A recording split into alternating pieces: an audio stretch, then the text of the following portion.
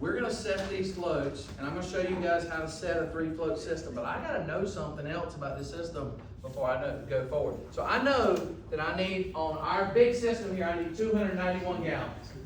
291 gallons of water's gotta go to the drain field. What do I need to know about the tank to make this work? So, I gotta know gallons per inch. I gotta know some stuff about this tank. I need to know the total volume of the tank potentially. I need to know the gallons per inch is really what I'm driving at. How many gallons are in each inch of that tank? And then we need to determine that the system's big enough, the tank's big enough, and how to set our floats up. All right, so we can calculate the size of the tank as far as the gallons. If I know the length of the tank on the inside, the width on the inside, the height on the inside, length times width times height gives me volume in cubic feet, right? And then, man, there's 7.5 roughly gallons in every cubic foot. And so I could do this 7 times 5 times 4, and I could get a 7 times 5 times 4 gives me 140 cubic feet. Multiply that times 7.5 1,050 gallons, and I could work the math, and there is an easier way. Is anybody interested in the easier way? Oh, yeah. Get off the manufacturer. If I ask the manufacturer in their insane attempt to sell pump tanks, guess what they will provide me with? And instead of doing all this junk where I'd have to calculate the gallons per inch, call them up and say, I need a list of your tanks and the gallons per inch. And they will send you this list. And so now, High Point Precast is around me, so the PT11 1,000-gallon pump tank, 69 inches of total liquid depth is 17.4 inches, gallons per inch. In every inch on that tank, there's 17.5 gallons roughly, right? And so we're going to need that information to figure out how to set these floats. All right, so I've got 291 gallons, and I've got it in a tank. So I'm not going to do this example. I'm going to kill this, and we're going to do our example real quick. That's what I want to do. Let's see if I can pull this off. I bet I can. We'll pull the plug. Look at that. All right. 291 gallons. We're going to use a 17.4 gallons per inch tank. If you don't know your gallons per inch on the tank, if it's a 1,000-gallon tank, there's a good chance it's close to 20. It could be 17, 16, it could go all the way to 21 or 22. Depends on squatting height, but it is best to not guess at this stuff, to go ahead and get your numbers, okay? So we're gonna work with a 17.4 gallon per inch tank today. And so to figure out how to send 291 gallons up there to the field, I gotta figure out how many inches of water that would be, because I gotta figure out how to set my floats. So how do I do this? So let's do 291 divided by 17.4. So 291 divided by 17.4 equals 16.7 inches. Now listen, there's a reason that I like to land in the middle of this range. Because what that allows me to do is use flexibility. I am not going to set something to 16.7 inches. You are not that good. I'm not that good, right? We're dealing with some coarse floats right here. So by giving myself a number in the middle, I've guaranteed myself some flexibility. When I get to this point in the math, there's a point or a dot on there, we are dropping that thing, right? I'm going to put 16 inches of water out there. And let's do the math and make sure we're still in the right range. Give me 16 times 17.4.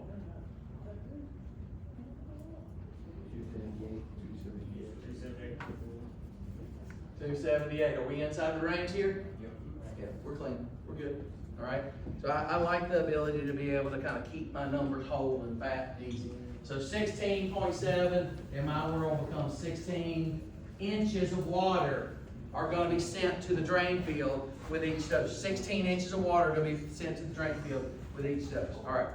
So I need a volunteer. Has no pride.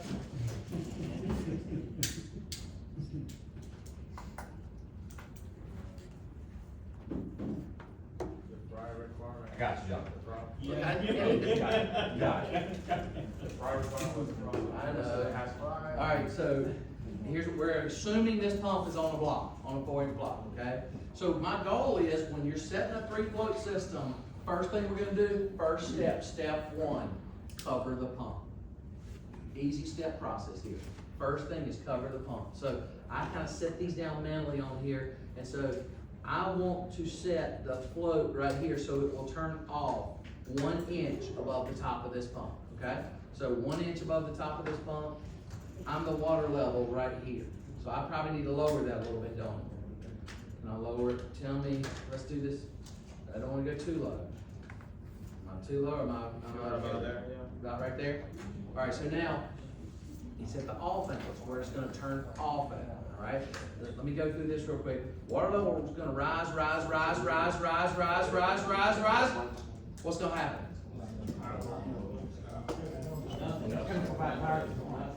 Look, all we're gonna do right here is turn the safety off, basically, right? Safety switches. Nothing's happening, nothing's running. Because what is the function of this float? Turn it off. Water level's gonna continue to rise, They're using water in the house, using water in the house, using water in the house, using water. What's gonna happen? Pump comes on. Now we're running.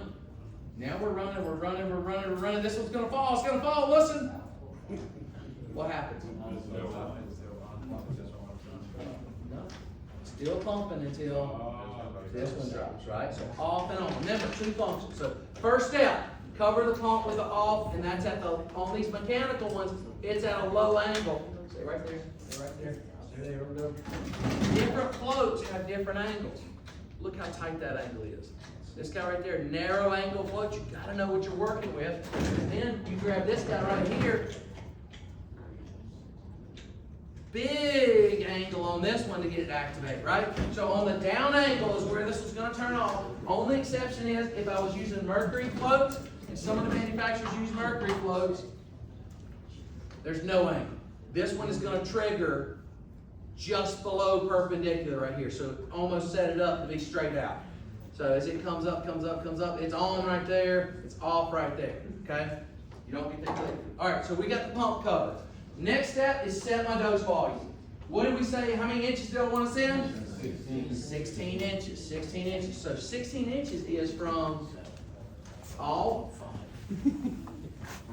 to up here. So show me with that tape measure what 16 inches looks like.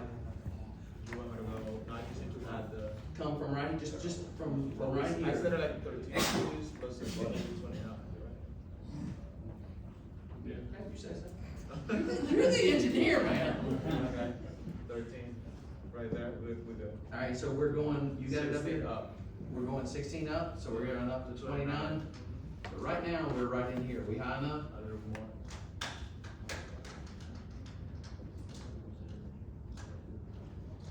Right there.